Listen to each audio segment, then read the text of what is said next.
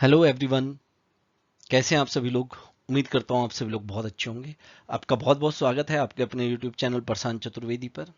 दोस्तों, DFCCIL की vacancies आ चुकी है। इसमें काफ़ी सारी वैकेंसीज आई। हम लोग बात करने वाले हैं executive and junior executive post की, और बात करेंगे जो आपका सब्जेक्ट है क्वांटिटेटिव एप्टीट्यूड की। प्रीवियस ईयर क्वेश्चन हम लोग यहाँ पर डिस्कस करने वाले हैं। आपको पता है 24 क्वेश्चन आपके एग्जाम में पूछे जाते हैं, तो 12 क्वेश्चन मैं इस पार्ट में डिस्कस करूंगा। ये आपका पार्ट 1 है और 12 क्वेश्चन नेक्स्ट पार्ट में डिस्कस करूंगा, ठीक है। तो ये हमारा पार्ट 1 है। पार्ट 2 में हम लोग 12 क्वेश्चन डिस्कस करेंगे, तो 12 प्लस 12 टोटल आपके 24 क्वेश्चन हो जाएंगे।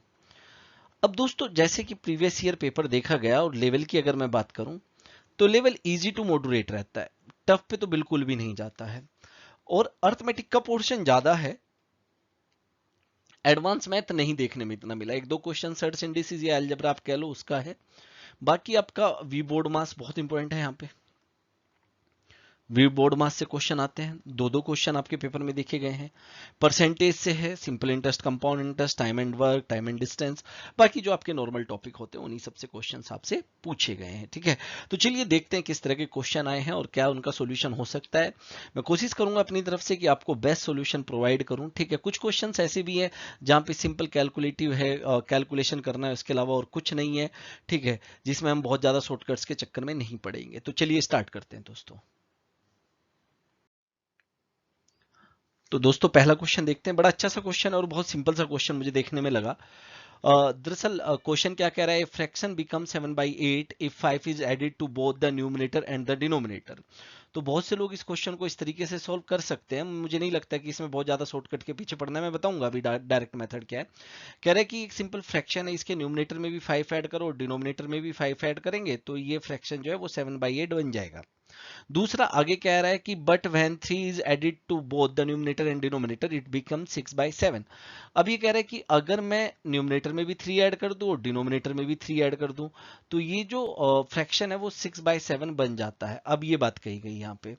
तो क्या जानना चाहता है, the sum of numerator and the denominator is. तो दोस्तों, ये तो बहुत आसान क्वेश्चन है, ठीक है। आप इसे दो इक्वेशन है आपके पास, ये फर्स्ट इक्वेशन और सेकंड इक्वेशन, दो वेरिएबल है, आप इसे सॉल्व कर सकते हो। लेकिन दोस्तों, अगर आप लोग इसे और अच्छे मेथड से सॉल्व करना चाहते हैं तो क्या हो सकता है। जस्ट पढ़ते पढ़ते क्वेश्चन को आया दिमाग में कि क्या किया जा सकता है।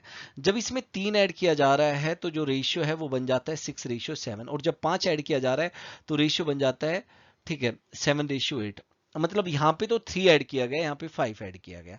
मतलब यहाँ से यहाँ तक बढ़ने में 2 का इंक्रीमेंट हो रहा है। बात समझ में आ रही है ना।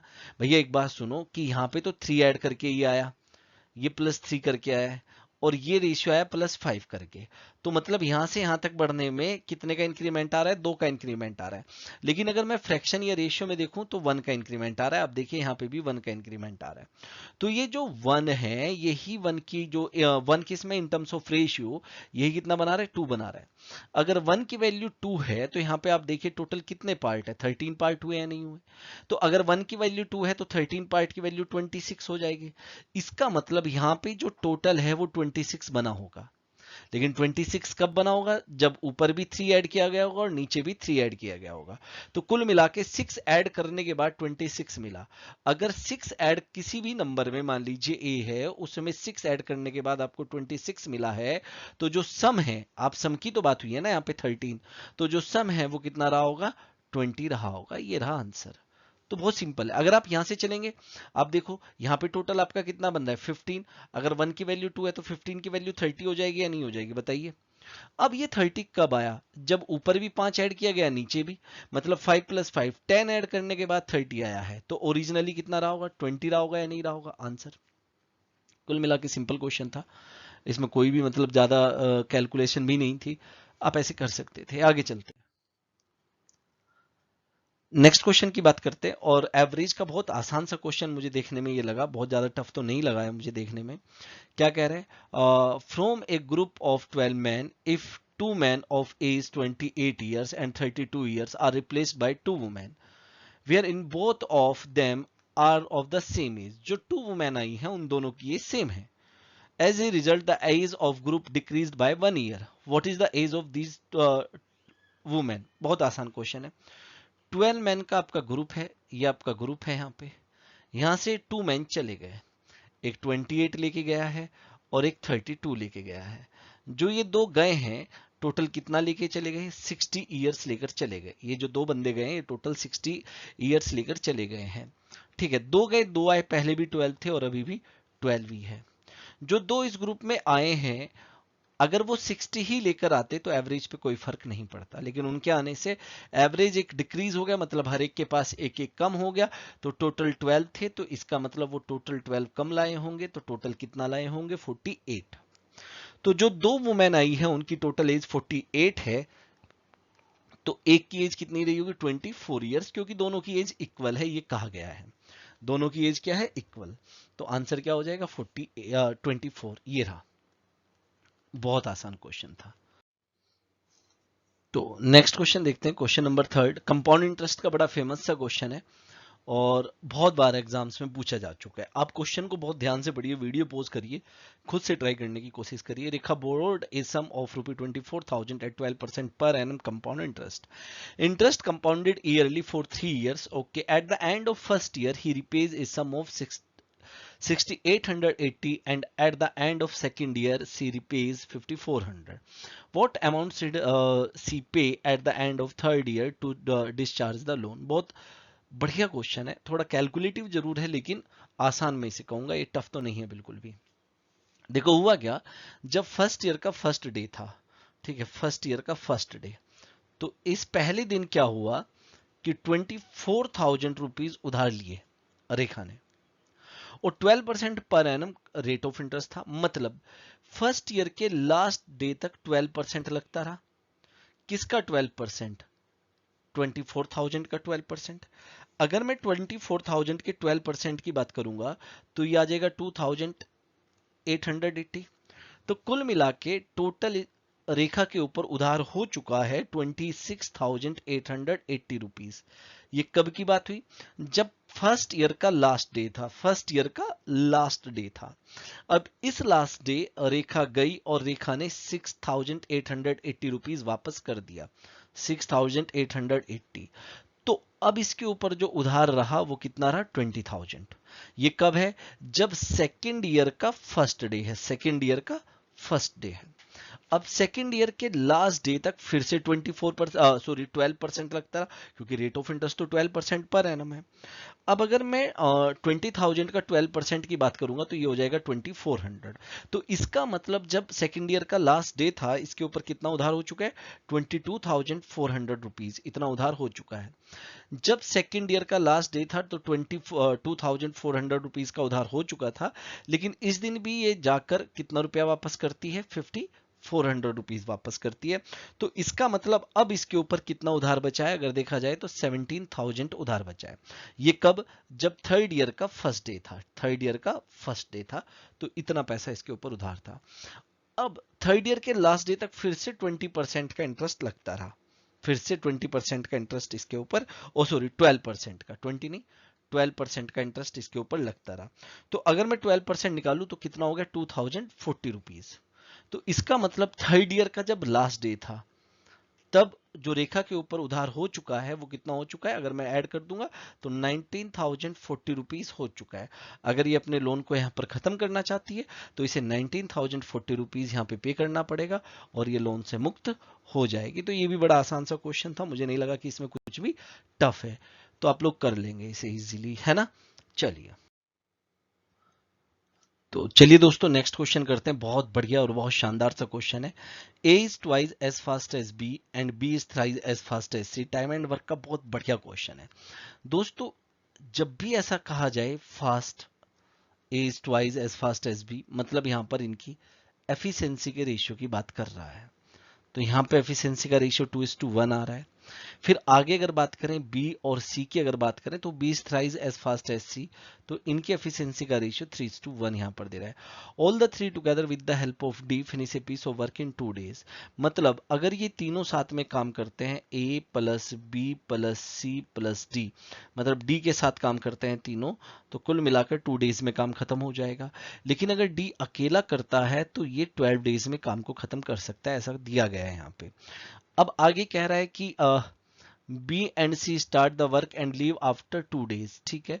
Remaining work done will be finished by A in, B और सी काम को स्टार्ट करते हैं, 2 दिन तक काम करते हैं, उसके बाद चले जाते हैं। तो कह रहा है कि जो बचा हुआ काम है वो ए कितने दिनों में खत्म कर लेगा। क्वेश्चन बहुत अच्छा है, ठीक है। अब दोस्तों आगे कैसे बढ़ा जाए, एफिशिएंसी का रेशियो है, कार्य करने की क्षमता का रेशियो है, अलग अलग दिया है, ए बी का अलग बी सी का अलग, मर्ज करते हैं। मर्ज करने के लिए जो कॉमन है उसे सेम होना चाहिए। बी कॉमन है, बी यहाँ पे 3 है, बी यहाँ पे 1 है, तो यहाँ पर मैं 3 से मल्टीप्लाई कर लेता हूँ। अगर मैं 3 से मल्टीप्लाई करूंगा तो ये 6 3 आ जाएगा और ये 3:1 ही रहेगा। तो दोस्तों जब सेम हो जाता है तो हम लोग मर्ज कर सकते हैं। तो A ratio B ratio C कितना आ जाएगा, 6:3:1, ठीक है। अब ध्यान से समझना, बहुत सारी बात बता रहा हूं, आप लोग बहुत ध्यान से समझना। दोस्तों अगर मैं टोटल वर्क निकालने के लिए यहाँ पे एलसीएम ले लेता हूं तो एलसीएम कितना हुआ, 12 हुआ। एलसीएम कितना हुआ, 12। अब 12 लिया तो A plus B plus C plus D जो है वो 12 यूनिट काम कर रहे हैं 2 days में, तो 1 day में कितना काम करेंगे, 6 यूनिट। और डी 1 day में कितना काम करेगा, 1 यूनिट। क्लियर है। अब दोस्तों यहाँ पे ध्यान से सुनना, सारी की सारी गेम क्या चलने वाली है। डी की एफिशिएंसी आई 1 यूनिट, अगर उधर जाके माइनस करे तो यहाँ के अकॉर्डिंग, इसके अकॉर्डिंग ए प्लस बी प्लस सी जो है वो कितना काम करेंगे, 5 यूनिट पर डे। इनकी एफिशिएंसी 5 यूनिट पर डे होनी चाहिए। लेकिन दोस्तों अगर यहाँ पे मैं देख रहा हूँ तो यहाँ पे ए प्लस बी प्लस सी की एफिशिएंसी जो है वो 10 यूनिट पर डे आ रही है।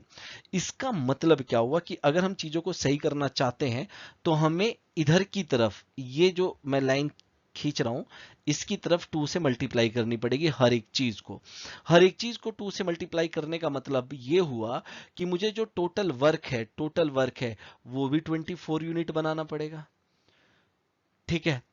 यहाँ पे ये एफिशिएंसी 12 यूनिट बनानी पड़ेगी और यहाँ पे 2 यूनिट बनानी पड़ेगी। इसमें कोई दिक्कत नहीं। अब सारी की सारी गेम बिल्कुल सही चलेगी। बी और सी ने 2 दिन तक काम किया। बी और सी एक दिन में कितना काम करते हैं, 4 यूनिट। 2 दिन में कितना काम कर दिया होगा, 8 यूनिट कर दिया। अब 24 में से अगर 8 यूनिट काम हो गया तो जो रिमेनिंग बचा है वो कितना बचा है, 16 यूनिट ये बचा। अब इसे ए करेगा, ए करता है एक दिन में 6 यूनिट, करना 16 यूनिट है। तो टाइम कितना लगेगा, वर्क अपॉन एफिशिएंसी होता है टाइम। तो वर्क कितना है, 16 यूनिट, और एफिशिएंसी कितनी है, 6। अगर 2 से कट करेंगे तो 8/3 आएगा। इसे हम लिख सकते हैं 2/3 days। तो बहुत बढ़िया क्वेश्चन था, ये रहा आंसर।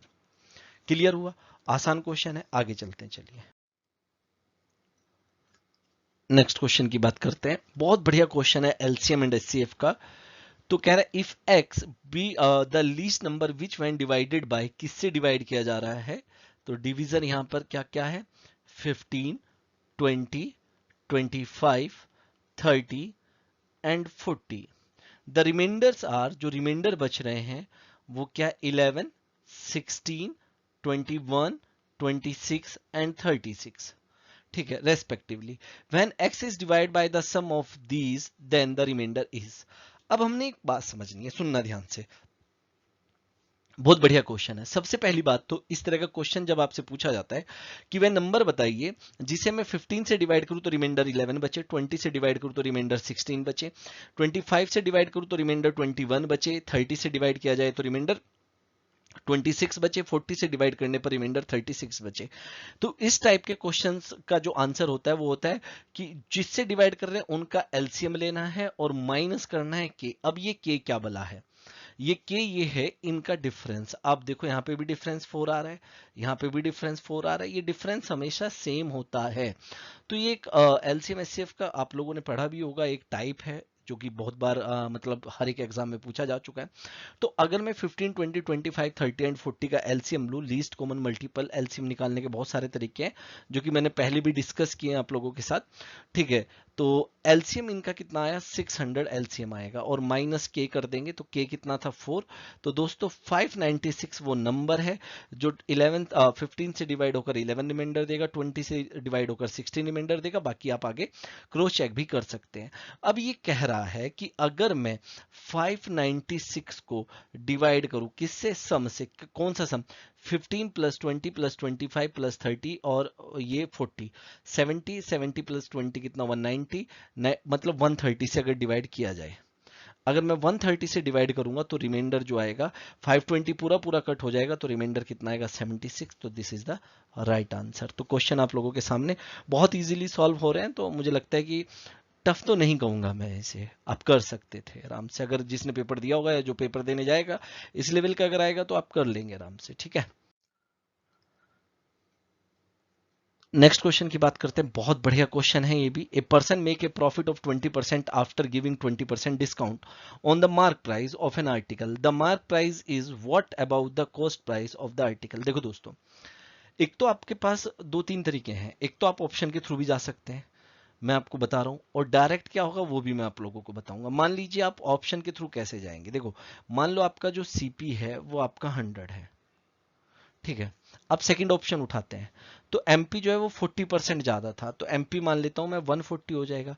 अगर इस पे मैं 20% डिस्काउंट दूं तो 140 का 20% कितना हुआ, 28। अगर मैं 28 का डिस्काउंट देता हूं तो मुझे सामान कितने में बेचना पड़ेगा, ये 100 122 में कितने बेचना पड़ेगा, 120 122 नहीं 112 में, हाँ 112 में। तो ये इसका एसपी आ जाएगा। तो यहाँ पे तो सिर्फ 12% का प्रॉफिट हो रहा है, जबकि क्वेश्चन कह रहा है कि अगर 20% का डिस्काउंट दिया जाए तो 20% का ही प्रॉफिट होना चाहिए, तो ये तो इसका आंसर नहीं है। अगर मैं 50 मतलब लास्ट ऑप्शन उठाता हूं, तो अगर सीपी 100 है तो एमपी कितना हो जाएगा, एमपी की अगर बात करेंगे तो 150 हो जाएगा। और 150 पे अगर 20% का डिस्काउंट दे रहा है मतलब 30 रुपीज, 150 का 20% 30 का अगर डिस्काउंट दिया तो मतलब 120 में सेल करेगा। तो 100 की चीज को 120 में सेल कर रहा है, तो अभी भी 20% का क्या कर रहा है, डिस्काउंट कर रहा है कि नहीं कर रहा, गेन कर रहा है कि नहीं कर रहा है। तो यही तो इसने कहा था। उम्मीद है ये बात समझ में आई होगी आप लोगों को। तो आंसर तो यही होगा 50। दूसरा, हम लोग इस तरह के क्वेश्चन कैसे सॉल्व करते हैं, देखो आप लोगों को बस इतना याद रखो, एमपी हमेशा बड़ा होता है सीपी से। तो जब भी ऐसा क्वेश्चन आता है सीपी और एमपी, मेरी एक प्रॉफिट एंड लॉस वाली वीडियो पड़ी है, आप प्लीज उसे देख लेना, और डिस्काउंट वाली, इसमें सारा कुछ ये सब कुछ कराया हुआ है मैंने। सीपी और एमपी का आप डायरेक्ट रेशियो निकाल सकते हो। 20% का डिस्काउंट दिया तो 80 बचता है, और 20% का गेन हुआ तो 120। लेकिन 80 और 120 किस तरफ लिखा जाएगा, सीपी छोटा है तो 80 इधर आता है, एमपी बड़ा है तो 120 इधर आता है। ऐसा क्यों होता है ये मैं बता चुका हूं, तो आज तो डिस्कस नहीं करूंगा। तो रेशियो बनेगा 2:3 सीपी और एमपी का। तो एमपी एक ज्यादा है किससे, 2 से, एक ज्यादा है किससे, 2 से, इंटू 100। तो आपका आंसर आ जाएगा 50%। बात समझ में आई, आसान क्वेश्चन था दोस्तों। ये क्वेश्चन कैलकुलेटिव है, इसके अलावा कुछ नहीं। अगर आपकी कैलकुलेशन अच्छी है आप इजीली कर सकते हैं। देखता हूं मैं क्या क्वेश्चन है ये। और रैशनलाइजेशन का कॉन्सेप्ट अगर आप लोगों ने पढ़ा है तो ये भी क्वेश्चन आपके एग्जाम में पूछा जा चुका है। तो मुझे नहीं लगता कि इसमें कोई ज़्यादा कुछ खास सो ट्रिक्स हैं। तो ये तो आपको यहाँ पे कैलकुलेशन करनी ही पड़ेगी। आगे दिया हुआ है a+b√3, ये दिया हुआ है दोस्तों। तो जैसे मान लीजिए मैं सिर्फ इसे सॉल्व कर रहा हूँ, सिर्फ इसे, तो दोस्तों ये रैशनलाइजेशन करना पड़ता है। इसका रैशनलाइजेशन क्या होता है कि जो नीचे दिया गया है उसके मतलब √3 - 1 से ऊपर नीचे आपको क्या करना पड़ता है, मल्टीप्लाई करना पड़ता है। अगर मैं ऊपर मल्टीप्लाई करूंगा तो ऊपर तो हो जाएगा आपका √3 - 1 का होल स्क्वायर, और नीचे मैं करूंगा तो ये हो जाएगा a+b और a-b, तो a² - b² मतलब 2 बचेगा, माइनस। ऐसे ही सेम यहां पे करेंगे अपन लोग, जो नीचे आपको दिया हुआ है अपोजिट साइन से ऊपर नीचे मल्टीप्लाई करेंगे। तो नीचे क्या हो जाएगा, a+b और a-b, तो a² - b², तो 49 - 48 बचेगा, तो जो कि 1 आएगा। तो मैं नीचे यहां पे कुछ भी नहीं लिख रहा हूं।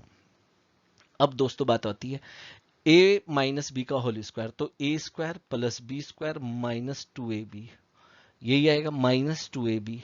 तो हमारे पास -2ab ये आ गया अपॉन 2, माइनस इधर भी सॉल्व करते हैं। 5 की मल्टीप्लाई यहां से होगी 35 - 20√3, फिर 2√3 की मल्टीप्लाई होगी तो 14√3, और माइनस ये हुआ 8, और √3 इंटू √3 कितना हो जाएगा 3, तो ये बचेगा 24। ठीक है। अब दोस्तों एक बात सुनो, बहुत बस एंड की बात है, और यहाँ पे ये सॉल्व होने वाला है क्वेश्चन। तो ऊपर यहाँ पे 4 - 2√3 अपॉन 2। अगर मैं देखूं 2 ऊपर से कॉमन ले लिया जाए तो यहाँ पे 2 रह जाएगा। अगर मैं 2 ऊपर से कॉमन लेके नीचे काट दूं 2 ऊपर से कॉमन लेके नीचे से मैं काट देता हूं तो ये बचेगा 2 माइनस रूट 3 माइनस 35 में से 24 माइनस हुआ तो कितना बचा 11। आपके पास माइनस का 20 है और प्लस का 14 है, ठीक है, माइनस का 20 है और प्लस का 14 है, तो कितना बनता है आपका माइनस का 6 रूट 3। अब दोस्तों जब माइनस के अंदर मल्टीप्लाई होगी तो क्या हो जाएगा आपका माइनस का 11 और प्लस का 6 रूट 3। दोस्तों इन दोनों को कैलकुलेट करके आया माइनस का 9, इन दोनों को कैलकुलेट करके माइनस का 9 आया और इन दोनों को कैलकुलेट करके ये आया प्लस का 5 रूट 3। इसकी कंपैरिजन हमारी होगी a प्लस बी रूट 3 से, क्योंकि आप देख रहे हो कि ये इसी के बराबर है। तो a का तो वैल्यू आ गया आपका माइनस का 9 और जो b की वैल्यू है वो आ गई 5। दोस्तों a प्लस बी पूछा इसने, minus 9 plus 5 equals to minus 4। ऐसा नहीं है कि इसमें कुछ और ज्यादा कुछ लग सकता था, मेरे अकॉर्डिंग यही इसका सॉल्यूशन होना चाहिए। सही सही, चलिए आगे चलते हैं। तो अब नेक्स्ट क्वेश्चन की बात करते हैं। नेक्स्ट क्वेश्चन भी काफी आसान सा देखने में लग रहा है। 7 times a 2 digit number is equal to 4 times the numbers obtained by reversing the order of its digit. दोस्तों एक बात सुनो, पहले ये काफी कुछ कहानी इसने दे रखी है, लेकिन अब पहले देखो, जब कभी भी हम 2 डिजिट का नंबर एज्यूम करते हैं, मान लीजिए हमने 2 डिजिट का नंबर एज्यूम करना है, तो नंबर हम लोग हमेशा एज्यूम करते हैं 10x प्लस वाई। लेकिन जब हम डिजिट की बात करते हैं तो डिजिट को हम एज्यूम करते हैं x and y। y unit place digit है और x टेंथ प्लेस डिजिट है, तो दोनों में बड़ा फर्क होता है कि नंबर को कैसे एज्यूम करना है और डिजिट्स को कैसे एज्यूम करना है। तो मैं कहता हूं वो नंबर मेरा 10x प्लस y था। अब कह रहा है 7 times a 2 digit number is equals to 4 time the number obtained by reversing the order of its digit. Okay सुनो, वो कह रहा है कि अगर मैं 7 टाइम्स कर देता हूं 10x प्लस y का, तो ये बराबर होगा 4 टाइम्स जो डिजिट को रिवर्स करके नंबर मिलेगा, मतलब x की जगह y और y की जगह x। ये वाली बात इसने कही, ठीक है भाई। 70x बराबर 7y बराबर 40y प्लस 4x। ठीक है, हमारे पास एक अब ध्यान से सुनना है, यहाँ पे बड़ा अच्छा सा क्वेश्चन बनता जा रहा है ये। तो ये 4 इधर आ गया तो ये 66x बराबर 7y इधर गया तो 33y। दोस्तों अगर यहाँ से मैं x रेशियो y निकालना चाहता हूं तो 33 रेशियो 66 मतलब 1 रेशियो 2 आ जाएगा। ये हमारा डिजिट का रेशियो आ गया। किसका रेशियो आ गया? डिजिट का। कितना? 1 रेशियो 2। अब क्या कह रहा है आगे? ये कह रहा है if the difference between the digit of the given 2 digit number is 3 the sum of digits of the number is. ठीक है, यहां पे आप डिफरेंस देखो, रेशियो में आपको डिफरेंस दिख रहा होगा 1 का। ठीक है, 2 और 1 में 1 का डिफरेंस है जिसकी वैल्यू 3 है। अगर 1 की वैल्यू 3 है तो सम ऑफ डिजिट कितना दिख रहा है आपको? यहाँ पे 3 दिख रहा है या नहीं दिख रहा है इन टर्म्स ऑफ रेशियो? तो 1 की वैल्यू 3 है तो 3 की वैल्यू 3 इंटू 3 कितना हो जाएगा? 9। तो सम ऑफ डिजिट क्या हो जाएगा? 9 हो जाएगा। ये भी आसान क्वेश्चन था। आगे देखते हैं नेक्स्ट क्वेश्चन। तो दोस्तों नेक्स्ट क्वेश्चन कराने से पहले मैं आप लोगों को ये बताना चाहता हूं कि लॉन्ग डिवीजन मेथड क्या होता है। लॉन्ग डिवीजन मेथड अपन लोग एचसीएफ फाइंड आउट करने के लिए करते हैं। मान लीजिए अगर आपको 21 एंड 27 का एचसीएफ निकालना है बाय लॉन्ग डिवीजन मेथड, तो हम लोग कैसे निकालते हैं? जो बड़ा नंबर है उसे आप छोटे नंबर से डिवाइड करें। 1 टाइम गया, बड़े नंबर को छोटे से, 6 रिमाइंडर बचा। फिर 21, ये जो यहां पर है वो यहां पे आ जाएगा। 21 को अगर मैं 6 से डिवाइड करूंगा तो 3 टाइम जाएगा 18, फिर आएगा 3। अब 6 को 3 से डिवाइड करेंगे तो 2 टाइम पूरा पूरा चला जाएगा, और जहां पे पूरा पूरा कट कर देता है वही आपका क्या होता है? एचसीएफ। 3 ने बाद में पूरा पूरा कट किया तो 3 ही आपका क्या है? एचसीएफ है। ठीक है, ये जो 1 है, 3 है, 2 है, ये आपका कोशेंट कहलाता है। मान लीजिए इस तरीके से बात होती है। जो ये होता है इसे अपन लोग क्या कहते हैं? डिविडेंड कहते हैं। जिससे डिवाइड करते हैं इसे अपन लोग डिविजर कहते हैं, ये कोशेंट होता है। और जो यहाँ पे बचता है ये होता है रिमाइंडर। तो दोस्तों आप लोगों को पता है कि डिविडेंड बराबर क्या होता है? डिविजर या डिवाइजर गुना कोशेंट प्लस रिमाइंडर। ये आप लोगों को पता है। ठीक है, तो ये काम आता है हमारे। देखिए जैसे नेक्स्ट क्वेश्चन में काम आएगा, तो आप यहां पे देखिए, in determining the HCF of two number by the method of long division the last divisor is 63। देखो लास्ट डिविजर क्या है 63, याद रखना। And the successive quotient from the beginning to the end are 1, 3, 1 and 5 respectively. The sum of the two numbers is. तो दोस्तों एक number आपका रहा होगा यहाँ पर x, एक नंबर रहा होगा y, ठीक है। आपने जब y को x से डिवाइड किया तो ये 1 टाइम गया, क्योंकि यहाँ पर देखिए, और फिर इस तरीके से कुछ बचा होगा, ठीक है। फिर आपने मान लीजिए यहाँ पे आया होगा a, फिर आपने x को a से डिवाइड किया होगा, कितनी बार गया होगा 3 टाइम्स। फिर यहाँ पे आया होगा b, फिर आपने a को b से डिवाइड किया तो आपका क्वोशंट 1 आया होगा, 1 टाइम गया होगा, तो ये यहाँ पे आया होगा c। फिर आपने b को c से डिवाइड किया होगा, ठीक है, और यहां पर आया होगा लास्ट में 5, कितना आया होगा 5 आया होगा, ठीक है। और फिर ये पूरा पूरा डिवाइड हो गया, बाद में ये पूरा पूरा डिवाइड हो गया। तो लास्ट डिवीजर यहाँ पे कितना आ रहा है c, और इस लास्ट डिवीजर की वैल्यू कितनी दी हुई है मुझे 63 दी हुई है। लास्ट डिवीजर की क्या वैल्यू दी गई है 63 दी गई है। तो दोस्तों अब मैं इसे सॉल्व करना स्टार्ट करता हूं। तो सबसे पहली बात तो आती है कि b की वैल्यू क्या होगी। तो b की वैल्यू होगी 63 इंटू 5।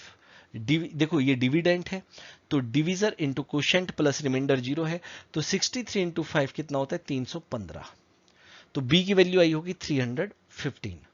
अब दोस्तों a क्या रहा होगा, ध्यान से सुनना यहाँ पे। a रहा होगा b इंटू 1 प्लस रिमाइंडर, और रिमाइंडर क्या है यहाँ पे c है, और c की वैल्यू कितनी आई है 63। तो a की वैल्यू आ गई होगी हमारी 315 प्लस 63, जो कि कितनी है 378। ये a की वैल्यू है।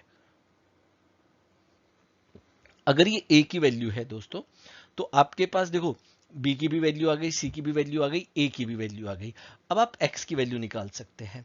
x क्या है a इंटू, ध्यान से सुनना, a इंटू 3 प्लस b। तो a की वैल्यू आपकी क्या आई है, अब मैं यहां पे लिख भी देता हूं, 378 इंटू 3 प्लस b कितना था आपका 315। यही तो आपकी x की वैल्यू आई है। तो दोस्तों अगर मैं करूं 378 इंटू 3 और प्लस करते हैं इसमें हम 315, तो दोस्तों ये आ जाएगा आपका 1449, ठीक है। ये आपकी किसकी वैल्यू आ गई, x की वैल्यू आ गई। अब दोस्तों अगर मैं y की वैल्यू निकालूं तो y की वैल्यू हो जाएगी x इंटू 1, जो कि यही रहेगा, प्लस a, और a की वैल्यू हमारी कितनी आई थी यहाँ पे 378। तो अगर मैं प्लस कर देता हूं 378, तो ये हमारा आ जाएगा कितना 1827। लेकिन मेरे से पूछा है x प्लस वाई, तो हम 1827 में 1449 अगर प्लस करेंगे तो 3276, ये रहा मेरा बिल्कुल सही आंसर है। मतलब बहुत बेसिक सी बात थी, आप लोगों को अगर बेसिक सा आता है ये, तो आप इसे कभी भी गलत नहीं करेंगे। काफी अच्छा क्वेश्चन था, लेकिन ऐसा नहीं है कि गलत करने वाला क्वेश्चन था, नहीं, आसान क्वेश्चन था और बहुत आसान सी अप्रोच से सॉल्व भी हो गया, ठीक है। तो नेक्स्ट क्वेश्चन देखते हैं भाई क्या कह रहे हैं नेक्स्ट क्वेश्चन में। a is 40% more than b। इसने कहा कि a is 40% more than b। अगर b 100 है तो a 140 है। अगर रेशियो की बात होगी तो रेशियो बना हमारा 7:5। c is 30% less than c, तो c और d की बात हुई। अगर d 100 है तो c 70 है, रेशियो बना 7:10। d is 25% less than a, ठीक है। फिर d और a की बात हुई। d अगर 100 है तो सॉरी a 100 है तो d 75 है, तो रेशियो बनेगा 3:4, ठीक है। अब कह रहा है then what will be the following is true. तो b और c का रिलेशन कोई बात नहीं है, हम लोग क्या करते हैं, हम लोग इसे कंबाइन रिलेशन निकाल लेंगे। ये बहुत ज़्यादा मुश्किल नहीं है, बहुत आसान सी चीज़ है, ठीक है। और आसान सी चीज़ कैसे होती है, इसने बस थोड़ा सा क्वेश्चन को घुमा दिया है और कुछ नहीं किया है। मेरे पास a/b है और मेरे पास यहाँ पे a/d है। तो दोस्तों होता क्या है कि जो चीज़ कॉमन होती है अगर वो सेम हो तो रेशियो मर्ज हो सकता है। कॉमन है a यहाँ पे 7 है और a यहाँ पे 4 है, तो 4 की मल्टीप्लाई मैं ऊपर करता हूँ और 7 की मल्टीप्लाई नीचे करता हूँ। तो अगर मैं ऐसा करता हूँ तो मेरे पास रेशियो आ जाएगा a/b/d, ऐसा ये रेशियो मुझे मिल जाएगा। तो a तो कितना आ जाएगा 28, अगर b करेंगे तो 20, क्योंकि 4 की मल्टीप्लाई हुई है, और d मेरा आ जाएगा 21, ठीक है, क्योंकि 7 की नीचे मल्टीप्लाई हुई है। तो अब आप देखो कि ये हमारा a/b/d है और यहाँ पे कितना आया हमारा c/d। तो आप देखो कि d यहाँ पे कितना है 10 और यहाँ पे है 21। तो मर्ज कब हो सकता है? जब सेम हो। तो मर्ज करने के लिए हमें क्या करना पड़ेगा? ये ऊपर 21 से मल्टीप्लाई करना पड़ेगा और यहाँ पे 10 से मल्टीप्लाई करना पड़ेगा। तो दोस्तों अगर मैं निकालू A ratio B ratio C ratio D, ठीक है, तो 10 से मल्टीप्लाई किया तो A आ गया 280, B आ गया 200, C आ गया 210, और सॉरी D आएगा 210, और C कितना आ जाएगा? यहाँ पे 21 की मल्टीप्लाई करेंगे। तो मैं इसे एक बार सही तरीके से लिख देता हूँ। तो अगर मैं 21 की मल्टीप्लाई करूँ तो ये आ जाएगा 147, और D कितना आ जाएगा मेरा? 210। ये मेरा A ratio B ratio C ratio D आ गया। अब जैसे इसने कहा कि 147 बराबर 200C, 147B बराबर 200C, अगर मैं पहली लाइन को लेके चलूं तो यहां से B रेशियो C आना चाहिए 200 रेशियो 147। ऐसा है क्या? हाँ बिल्कुल सही है, यही सबसे सही है भाई, बिल्कुल, और कोई सही नहीं होगा। 20 अगर मुझे दिया गया है, आप देखो 20B बराबर 21C, तो दोस्तों B रेशियो C कितना आ जाएगा? यहाँ से आएगा 21 रेशियो 20, लेकिन क्या B रेशियो C 21 रेशियो 20 बनेगा? नहीं बनेगा। तो इसीलिए पहला ऑप्शन सारी कंडीशन फुलफिल कर रहा है।